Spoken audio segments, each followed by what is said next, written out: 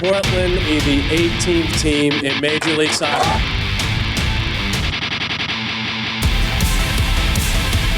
It's the City of Portland's championship. It is great to be home.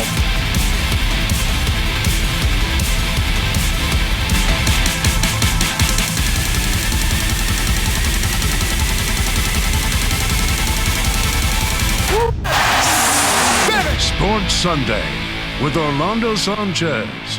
Sponsored by 1-800-GOT-JUNK.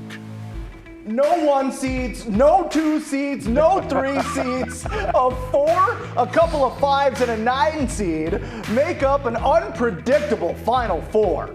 Plus, the Portland Thorns come out swinging. Yeah. A dominant performance to kick off the season at Providence Park. And a shot at a storybook ending. One of the Seahawks' all-time greats back in the Emerald City. What is good, everyone? Welcome to Sports Sunday. My name is Orlando, alongside the one and only Art Edwards. How you feeling this Sunday, my man? Feeling happy. You buckled up? You ready to go? I'm ready to go. We're going on a ride.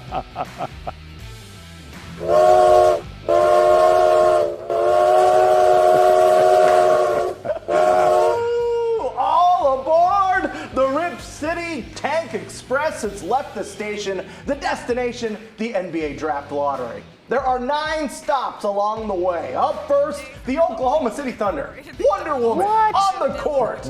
Just no Damian Lillard, Yusuf Nurkic, Anthony Simons, or Jeremy Grant. So kick back, relax, and enjoy the Shade and Sharp show. The Rookie, getting the people going.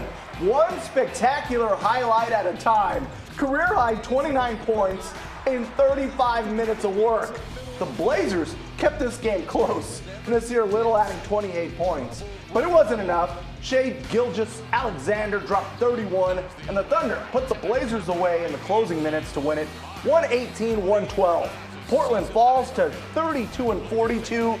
Basically, this was the best case scenario for the Tank Express. Here's why. The Blazers have the 6th worst record in the league, aka the 6th best odds in the NBA Draft Lottery.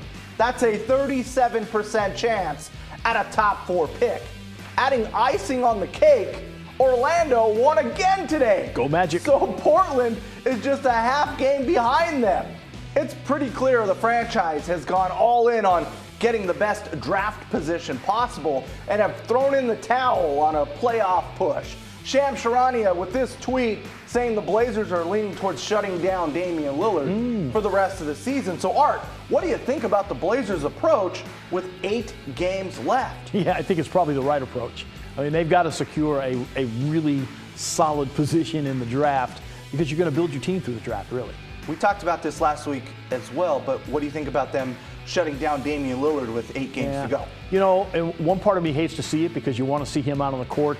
But I think it's probably the best thing. You don't want to get hurt or anything. Right, that's the big concern, especially if you're building around him to make a run over the coming years. He needs to be healthy right out of the gate next season. Always a bummer to have back-to-back losing seasons, but man, does it set up for a spicy offseason in terms of where they go. But the draft lottery is in May. We'll see what the Blazers get when those ping pong balls come off. Yeah. The Final Four set for the men's NCAA tournament. Bet you didn't pick the 4 teams that made it. If you did, you're lying. I don't believe you. So here's how we got here. San Diego State versus Creighton. The Aztecs. Last second free throw was the difference, winning 57-56. San Diego State's weapon of choice? Defense. They held Creighton to under 28% shooting in the second half. This is the first Final Four in program history for the Aztecs. In the other regional final today, Miami took on Texas and the Longhorns. They built a 13-point second half lead. But the Hurricanes roared all the way back. Miami's Jordan Miller hit all 7 of his shots, all 13 of his free throws. Wow. That is getting buckets. The Hurricanes take it 88-81. So the matchups are set. San Diego State will play Florida Atlantic.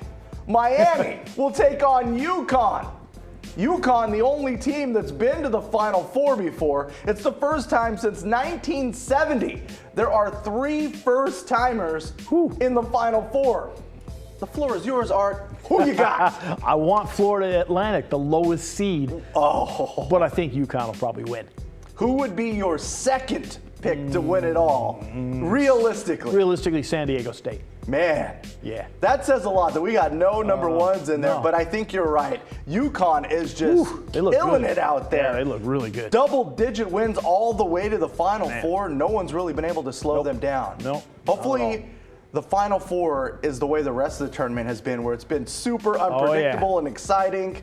It's been a treat this tournament time. All right, Art, let's flip the script. On the women's side, Elite Eight, marquee matchup featuring two of the biggest stars in the game, Haley Van Lith and Louisville versus Caitlin Clark in Iowa. And this round goes to Clark.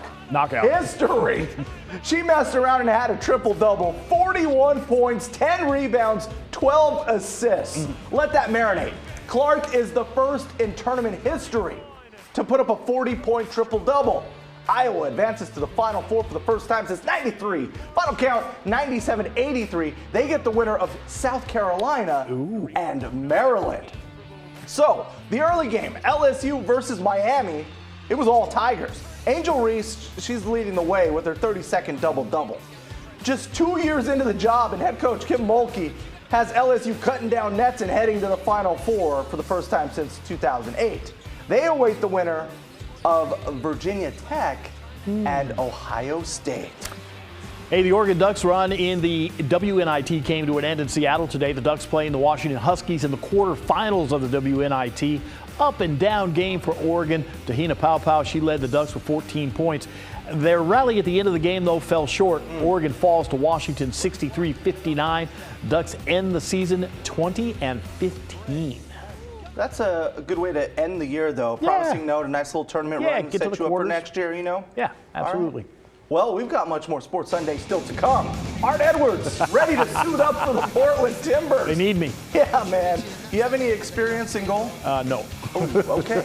Well, we'll tell you why injury is not the only issue in Soccer City, USA. And don't let the weekend snow fool you. The boys of summer are ready to go. That includes one local star who's ready to play for his favorite team.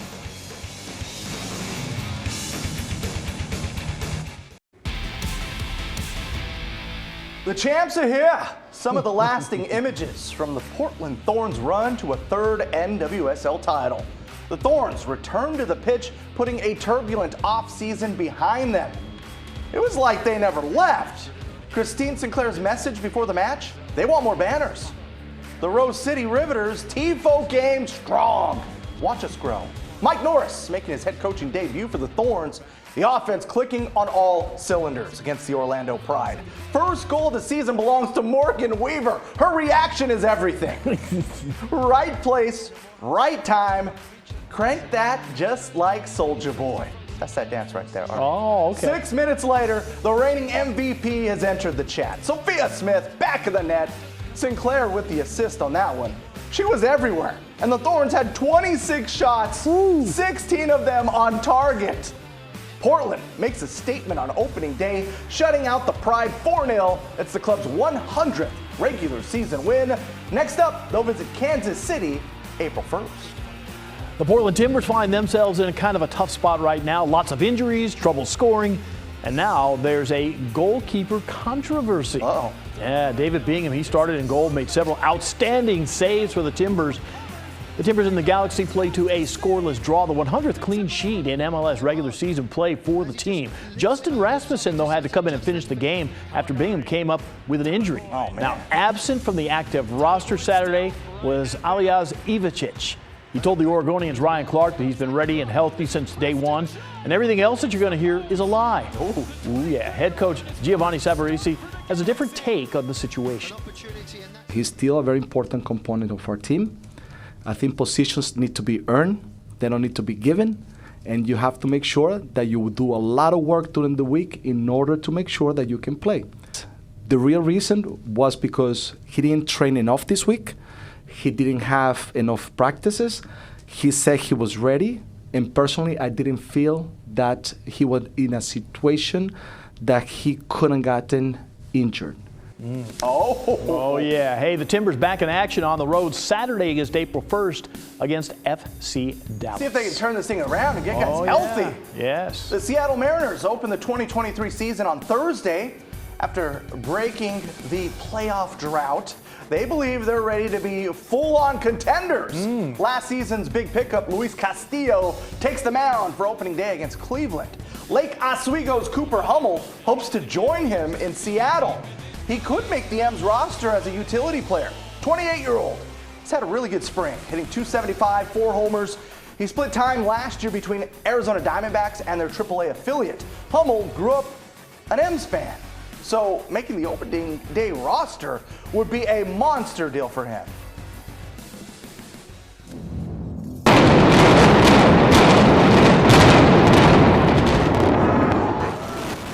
Man, talk about being dramatic around here. Where were you for the end of King County Stadium? Yes, today marks 23 years since the Kingdom came crashing down. The original home of the Mariners imploded on March 26th of 2000. The stadium also once housed the Seahawks, even the Supersonics. Lumen Field now stands where the Kingdom once stood. Hey, the Oregon softball team looking to take the rubber game of a 3-game series with number 3 UCLA, the 19th ranked Ducks. Well, they were tied with the Bruins going into the 7th inning. UCLA scored 4 in the 7th to break the game open. Oregon falls 6-2. UCLA wins the series 2-1. Ducks open up a 3-game series with Oregon State on Friday.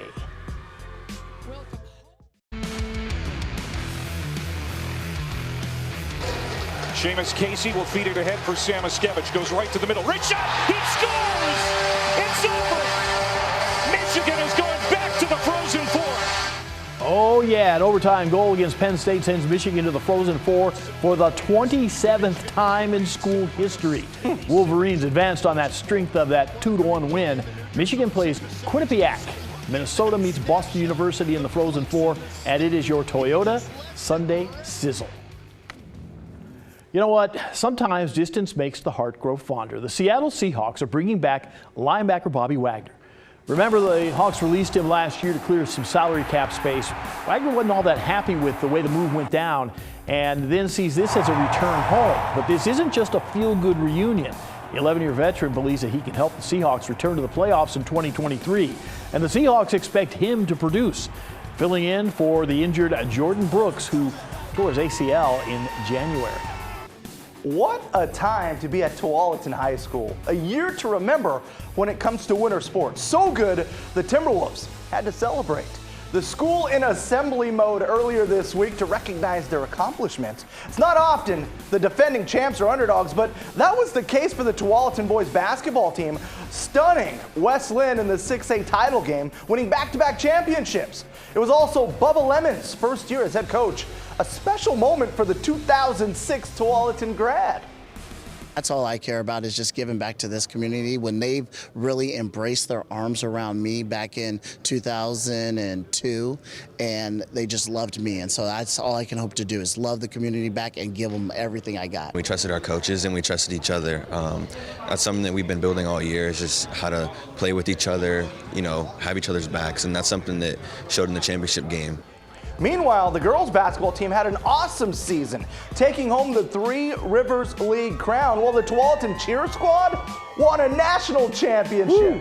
Their first in 25 years, dethroning the team that had won the last 8 in a row. My goodness. Wow.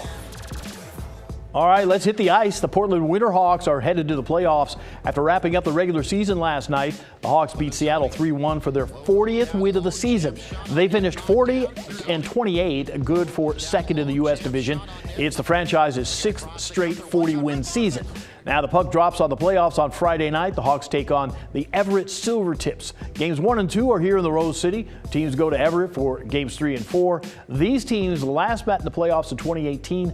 A 4-1 Everett win in the second round. Playoffs! Playoffs! And welcome back to Sports Sunday. The Seahawks mascot is recovering from successful foot surgery. No, not Blitz. We're talking about Tama, the actual hawk. Vets at WSU and Pullman removed a growth from the 18-year-old bird's left foot. It's not cancerous, and the vets think it's just inflammation caused by something like a splinter. Tama should be ready to fly week 1 of the NFL season. And of course, it gives producer Craig an excuse to show this video again. Tama decided to touch down on top of a fan's head back in 2021. You can always get your selfie game. I mean, I saw Tama in person when I went up to No the way! game when they played the 49ers, but as a Niner fan, you can't get too close to the yeah, Seahawks. is that bad luck? Yeah. You can't have that, man. Yeah, it would have been bad luck. And I mean, you're all about Those Niners. the mascots. Oh, I love mascots. but the people in the costumes, not the live ones. So, did you see this, Art? I did. For 4 games this year, the Eugene Emeralds will be known as the Eugene Exploding Whales. The franchise paying homage to a moment in Oregon history. The logo features a whale hugging a stick of dynamite. Okay. Back in 1970, ODOT blew up a dead whale on a beach in Florence.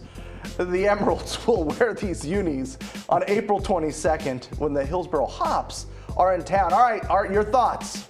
You know, I can't believe it was ever a good idea to blow up that whale. But I love the jerseys. I think it's hilarious. Have fun with it. Yeah, brilliant marketing once again from our local baseball teams.